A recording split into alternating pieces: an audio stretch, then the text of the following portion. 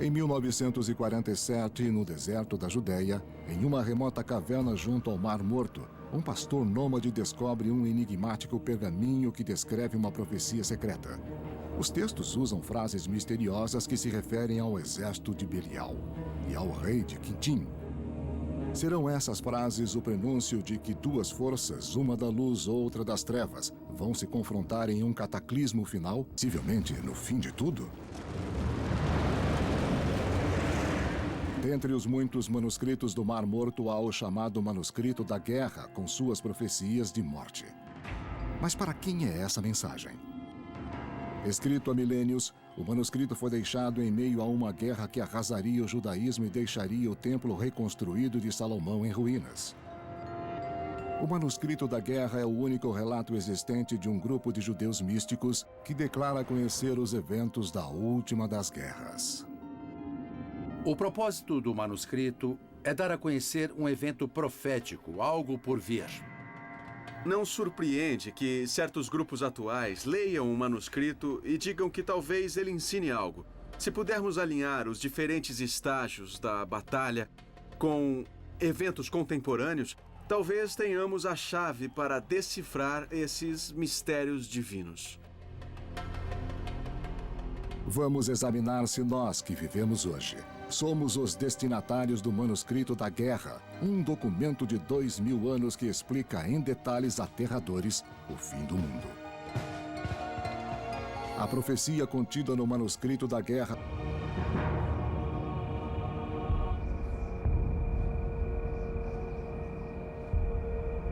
Entender a possível ligação do Manuscrito da Guerra com os problemas de hoje significa investigar a origem dos antigos manuscritos do Mar Morto e explorar sua descoberta no deserto da Judéia. Os manuscritos do Mar Morto eram um grupo de documentos encontrados em 1947 perto do Mar Morto, daí o nome. Foram achados em uma caverna por um jovem beduíno pastor, diz a história. Os manuscritos são uma coleção de textos bíblicos que demoraram 200 anos para serem escritos. Coletivamente, contém fragmentos de quase toda a Bíblia hebraica, ou Velho Testamento. Arqueólogos descobriram mais 10 cavernas nas proximidades, contendo quase 900 documentos escritos em peles e papiros selados em jarros.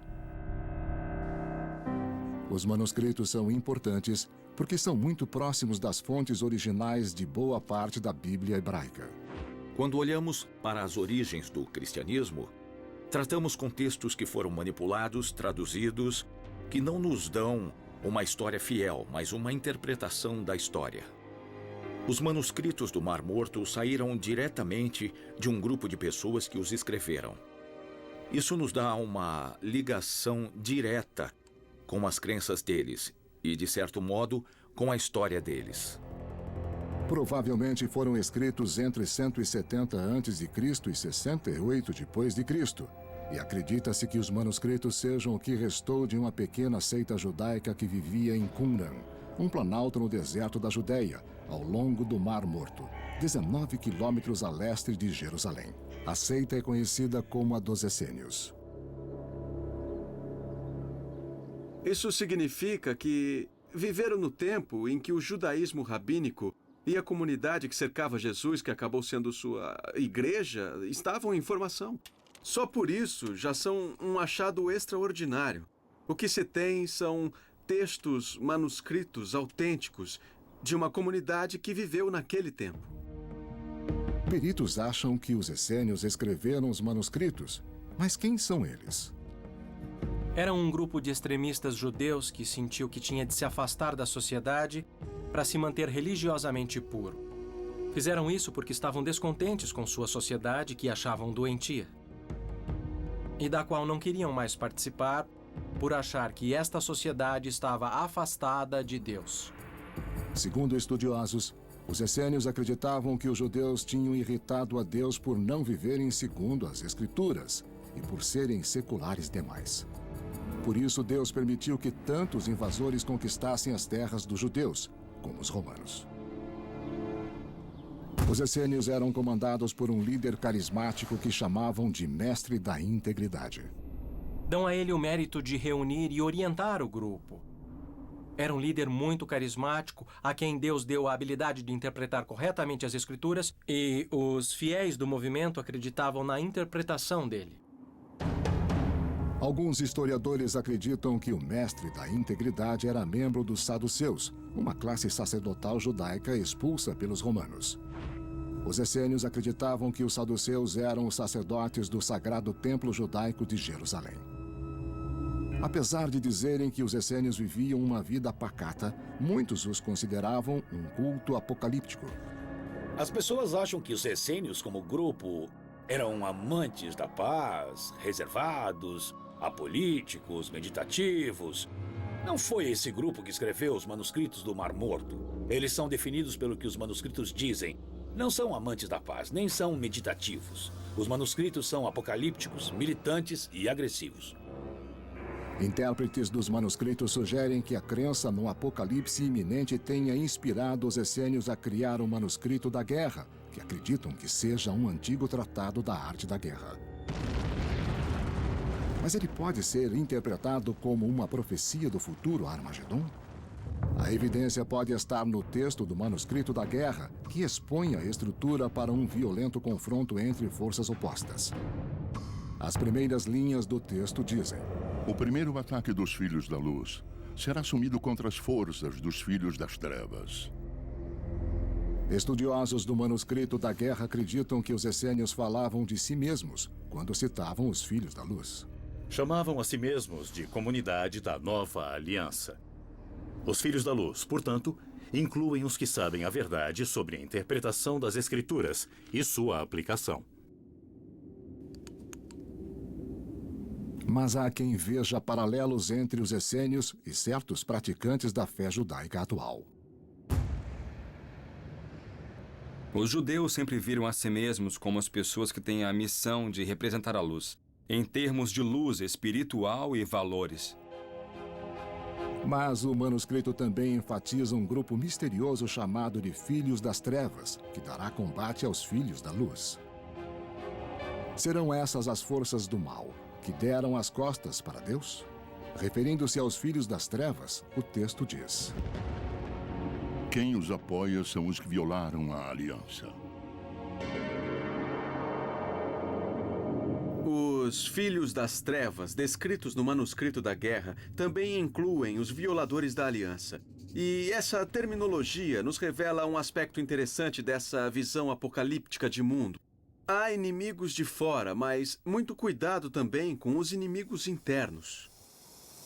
Para entender quem são os Filhos das Trevas de hoje, temos de ver quem violou a aliança no entendimento dos essênios. São as pessoas que se afastaram de Deus, mas se dizem religiosas. Segundo estudiosos, os essênios identificaram os Filhos das Trevas como judeus que desprezaram a estrita prática judaica, conhecida como lei levítica, e os que não tinham moral. De acordo com o manuscrito, essas pessoas são parte dos Filhos das Trevas, traidores, digamos. Mas o manuscrito da guerra traz evidências de quem são os Filhos das Trevas e os Filhos da Luz nos dias de hoje? A história pode dar uma pista. Em 37 a.C., depois de séculos de dominação de persas e gregos, Jerusalém se viu novamente ocupada, desta vez pelos romanos. Há um novo inimigo contra quem lutar. Agora Roma governa e arbitra quem é o rei do povo judeu, como Herodes o Grande, que não era judeu. Isso fere os sentimentos judeus e também fere profundamente os sentimentos de quem aderiu ao manuscrito da guerra. Quem escreveu os textos odiava os romanos, odiava ser dominado por uma força invasora estrangeira. Os romanos eram tiranos pagãos que insistiam que se oferecessem sacrifícios ao imperador romano dentro do templo judeu, que exigiam pagamento de impostos a Roma. E também tinham muitas práticas que os judeus consideravam sujas e imorais.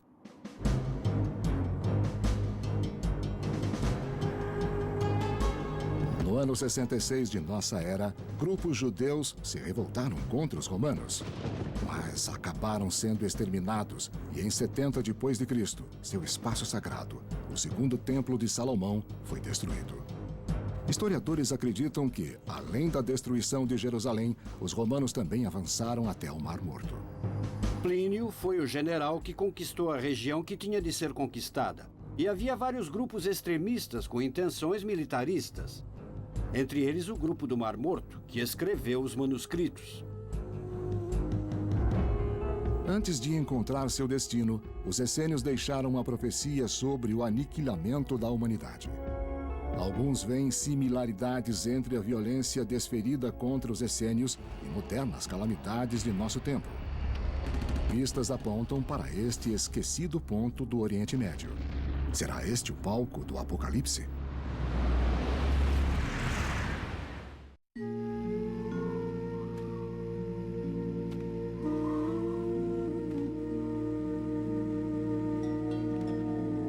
Os manuscritos do Mar Morto são uma das maiores descobertas do século XX. Entre esses antigos textos tem a profecia de uma batalha final entre o bem e o mal. As forças da luz e das trevas. O manuscrito da guerra. Há quem interprete que ela prediz a Terceira Guerra Mundial em nossos dias. A realidade mostrada no manuscrito da guerra fica no nível da expectativa. Mas se aceitarmos que o manuscrito reflete o texto bíblico, então essa realidade terá de acontecer no futuro. Segundo peritos, nada menos de 900 textos falam dos tempos violentos e difíceis que os essênios viveram sob a dominação romana. Historiadores apontam que as legiões romanas eram muito motivadas pela ganância e pelo enriquecimento de seus governantes em Roma. Quero poder para enriquecer e quero enriquecer para ter poder. Poder e dinheiro. Dinheiro e poder são termos sinônimos. Isso também é revelado nos Filhos das Trevas. O manuscrito da guerra indica que seus autores, os essênios, odiavam quem demonstrasse ser ganancioso e retratassem os Filhos das Trevas com esse perfil. Porque são uma congregação perversa. Sua força é como uma fumaça que se dissipa. Toda criatura da ganância vai definhar depressa, como flor em tempo de colheita. Segundo alguns estudiosos, o manuscrito da guerra sugere que as chamadas trevas, inimigas das pessoas boas, são sem moral e são guiadas pela ganância. No manuscrito da guerra, o imoral e ganancioso líder dos Filhos das Trevas tem um nome: Belial. Maldito é Belial por seus contenciosos propósitos, assim como por sua censurável conduta, e malditos são os espíritos que o cercam por suas más intenções. O manuscrito da guerra fala dos Filhos das Trevas, que são os que seguem uma figura celestial de nome Belial, um dos nomes de Satã. Belial é como chamam o diabo. As palavras são as mesmas para cristãos, judeus e islâmicos. Dizem diabo, Belial e coisas assim. A palavra Belial é uma contração de duas palavras hebraicas, Beli e Iaal. Belial. Em português fica Belial. Beli, em hebraico, quer dizer usar ou consumir algo. É pegar uma coisa e consumi-la. E Iaal é a palavra hebraica para lucro. Será esta mais uma ligação direta em que ressaltam as semelhanças entre o manuscrito da guerra e textos apocalípticos da Bíblia, como o Livro das Revelações. O Livro das Revelações é uma espécie de versão cristã dos apocalípticos manuscritos do Mar Morto. Você não pode separá-los. Tem de vê-los ligados de alguma forma. Quando se lê o Livro das Revelações, vemos as mesmas pragas. Também há trombetas e julgamentos, e no manuscrito da guerra as mesmas coisas acontecem. Há um conflito cósmico entre o bem e o mal, entre Deus e o diabo, afinal. É igual nas Revelações. Na Batalha do Armagedon, o próprio Deus intervém, esmaga o mal e vem um novo mundo, onde o bem e o amor acabam triunfando. Esses temas são comuns ao manuscrito da guerra e ao Livro das Revelações.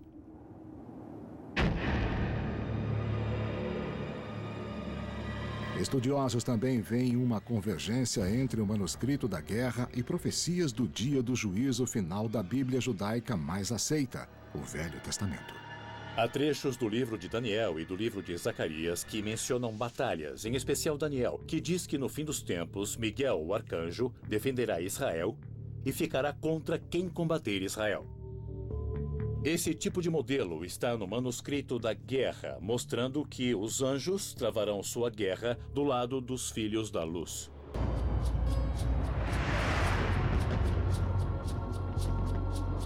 Mesmo assim, as profecias da Bíblia judaica, do livro das Revelações e do manuscrito da guerra convergem ao predizer destinos semelhantes para a humanidade.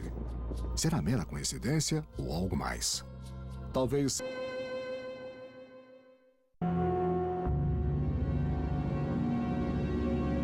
O manuscrito da guerra é o violento relato de poderosas forças batalhando para controlar o mundo. Alguns acham que é um plano do Armagedon. Deve uma batalha futura. Uma batalha escatológica, ou seja, que tem a ver com o fim dos tempos. A batalha do bem contra o mal. Estudiosos dizem que o manuscrito da guerra é explícito sobre onde os inimigos vão aparecer e que há muitas pistas que indicam quem são eles. Lutarão contra a Mesopotâmia. Lutarão contra todos os filhos da Assíria e da Pérsia. Essas terras são muito habitadas hoje por gente hostil às crenças religiosas dos antigos essênios e de sua contrapartida moderna. Até hoje, há muitos conflitos religiosos na região. Mesopotâmia é um termo geral para descrever a região a leste da Jerusalém de hoje, ou seja, todos os países que estão a leste de Israel. A Assíria é o Iraque e a Pérsia, sabemos, é o atual Irã. Como se vê, são países envolvidos em eventos contemporâneos, centros de desavenças do mundo atual.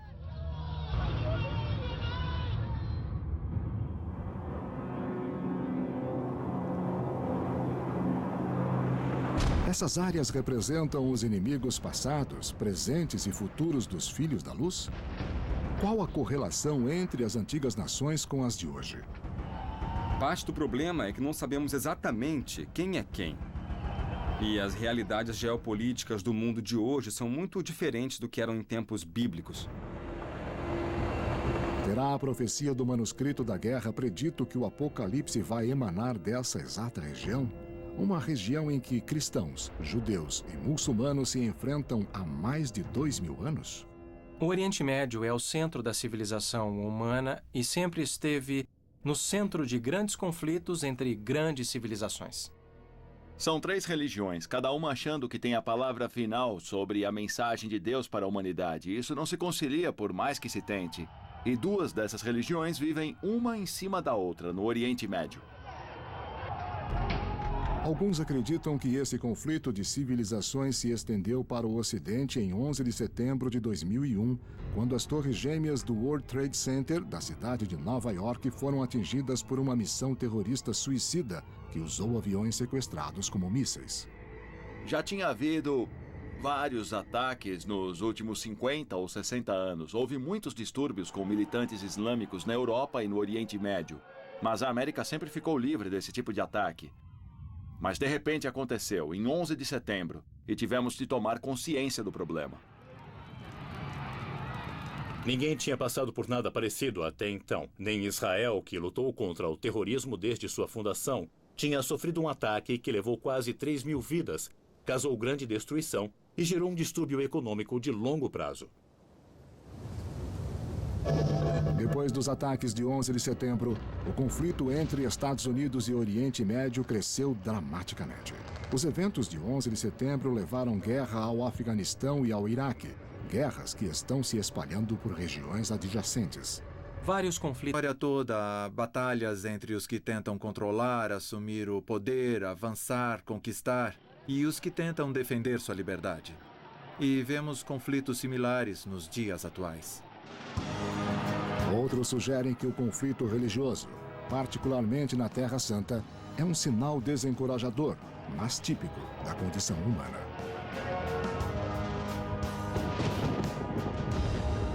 O que mais evidencia que o manuscrito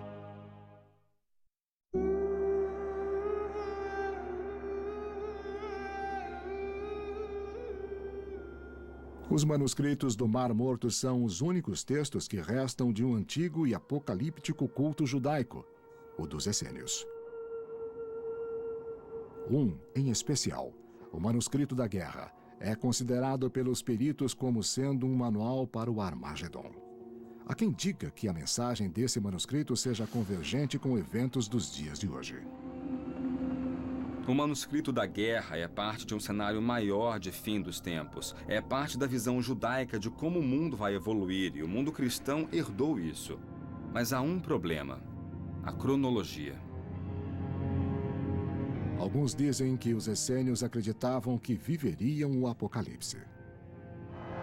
Mas uma crença geralmente aceita pelos judeus fala em um intervalo de 6.000 anos entre Adão, o primeiro homem, e a chegada do Messias, que inicia o Armagedon. A maioria dos judeus da época dizia que faltavam 4.000 anos para o Armagedon, nessa cronologia. Estariam os essênios usando outra cronologia, talvez trabalhada por um de seus sábios?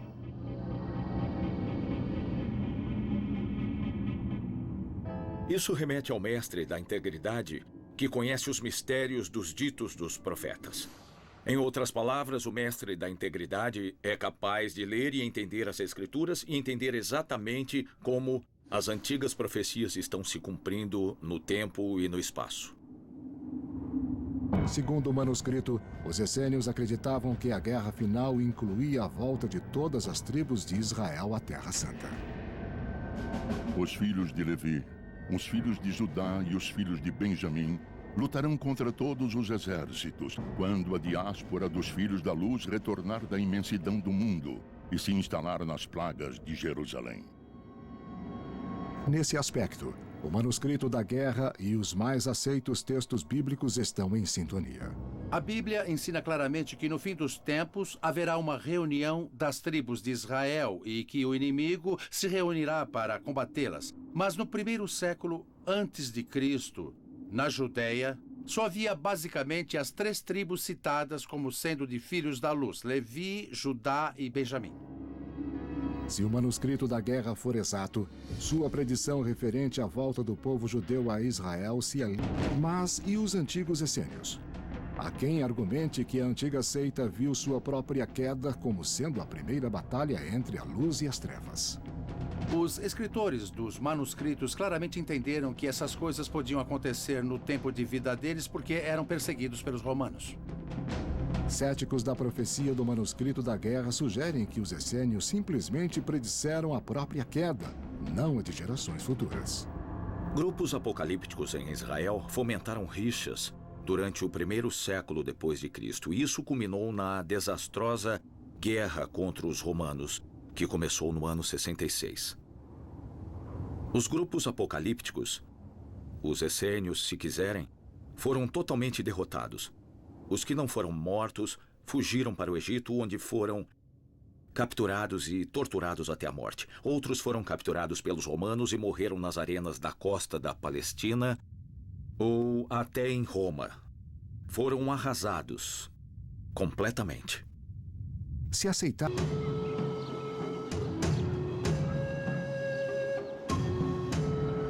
Será o Manuscrito da Guerra um simples manual que traça uma estratégia militar? Ou como sugerem muitos?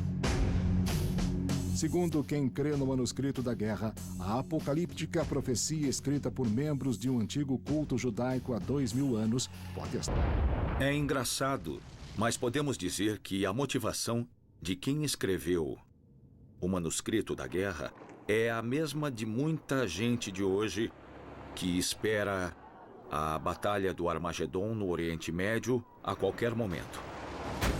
Isso só pode ser considerado muito, muito perigoso, porque nosso sistema de crenças afeta nosso comportamento. Se acreditamos muito em alguma coisa e pensamos o tempo todo o que vai acontecer, é provável que nós mesmos façamos acontecer. Os autores do Manuscrito da Guerra, os essênios, acreditavam que uma guerra futura seria conduzida por uma figura satânica chamada Belial, que será seguido pelos imorais e os que se voltaram contra Deus.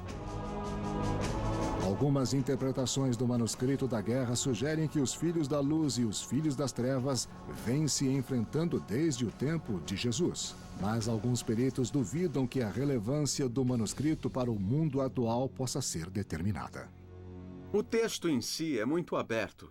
O que você tem é gente que pensa que está do lado do bem e gente que pensa que é inimiga do que é certo. Quer dizer, quando as pessoas usam o manuscrito da guerra para discussões políticas dos dias de hoje, falam mais da própria ideologia do que do conteúdo do manuscrito. Quem enxerga sentido literal nos textos considera a Israel de hoje como descendente direta dos filhos da luz originais e apontam passagens como: o Deus de Israel levantou a espada contra todas as nações e pelas pessoas sagradas de seu povo lutará poderosamente. Os judeus sempre se viram como um único povo com a missão de elevar o mundo, de livrar o mundo do mal e de trazê-lo de volta ao ideal espiritual que havia antes de tudo cair. Voltar ao Jardim do Éden, por assim dizer. Como os essênios, muitos praticantes da fé judaica de hoje interpretaram que a Bíblia hebraica e suas leis são estritamente divinas, transmitidas por Deus, especialmente no que diz respeito à profecia da chegada do Messias. E dizem que tanto a Bíblia quanto a profecia do manuscrito da guerra indicam que o estabelecimento do Estado de Israel é um sinal do fim dos tempos. E também apontam para outra profecia que pode muito bem levar ao Armagedon. Em Israel hoje há uma pequena comunidade muito motivada por fervor messiânico e que quer restabelecer o terceiro templo, acreditando que isso seja um passo no processo messiânico e que acabará por trazer o Messias e o fim dos tempos. Isso, claro, envolve um problema enorme porque há uma mesquita construída no local e é fácil imaginar a complicação. O local onde ficava o Templo de Salomão há 2.500 anos é o local mais sagrado do judaísmo e está no Monte do Templo, em Jerusalém.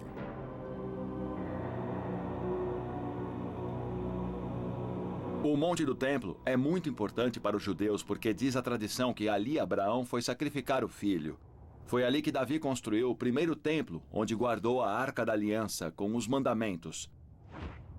Foi o único lugar onde o Espírito de Deus realmente esteve.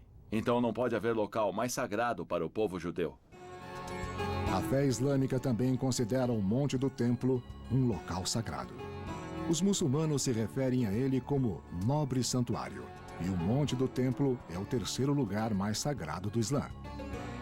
Segundo o Alcorão, o profeta Maomé foi a Jerusalém no século VII e ascendeu aos céus no Monte do Templo, no exato local onde hoje está a mesquita de Al-Aqsa e também o Domo da Rocha.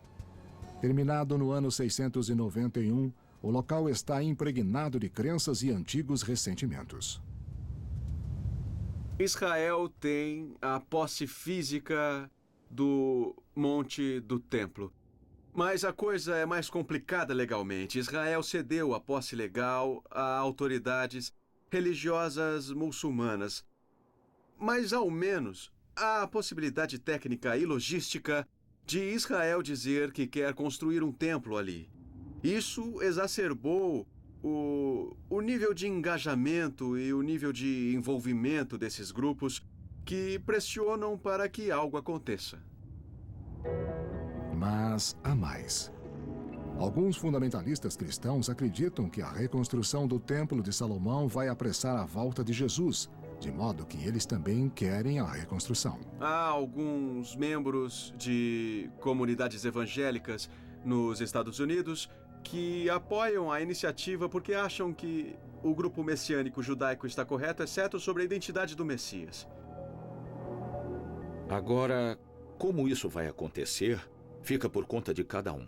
Porque acho que o significado de jihad vai ficar muito claro se alguém tentar destruir os prédios do Monte do Templo. O mundo islâmico, sem dúvida, pegará em armas se o Domo da Rocha e a mesquita Al-Aqsa forem destruídos para construírem um templo judeu. Será o Armagedon. O Domo da Rocha, a mesquita Al-Aqsa e o local onde ficava o Templo de Salomão despertam extraordinárias paixões nos que consideram este lugar como o mais sagrado de todos. Alguns até receitam que fanáticos crentes do manuscrito da guerra possam ser encorajados a dar o primeiro passo para reconstruir o templo. E segundo acreditam, desencadear a batalha entre os filhos da luz e os filhos das trevas. A grande mão de Deus vai vencer Belial e os anjos de seu domínio. A maldade será vencida e nada restará. E não haverá sobreviventes entre os filhos das trevas. Os que pesquisaram o manuscrito da guerra dizem que existe coerência em acreditar que essa e outras profecias podem estar convergindo, e teorizam que o Oriente de hoje continua a ser a encruzilhada de civilizações e o palco do Armagedon.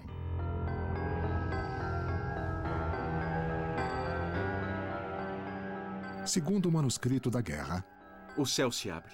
A espada de Deus desce e Miguel, o arcanjo, desce para guiar os filhos da luz. E Deus vai intervir e vai derrotar o inimigo com uma espada não humana, seja lá o que isso for. Tudo é deixado oculto para permitir que Deus intervenha como quiser. O que pode ser essa espada não humana?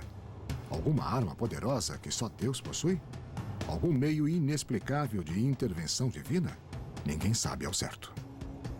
No fim dos tempos, haverá o retorno do Messias. No Islã, no judaísmo e no cristianismo. Agora, se os 3 Messias são a mesma pessoa ou se 3 Messias vão decidir quem é quem pelas armas, ninguém sabe. Mas permanece o fato. Nessa grande batalha de que falam os textos, muitos acreditam. E se essa crença orienta a vida dessa gente toda, quem pode dizer que a batalha não vai acontecer? O futuro ainda não está escrito, mas talvez esteja previsto em pergaminhos, curtidos por 2000 anos de deserto junto ao mar. Apesar disso, a humanidade se detém mais uma vez para pensar em seu destino. Mais um dia, talvez o último. Nossas respostas continuam ocultas no efeito Nostradamus.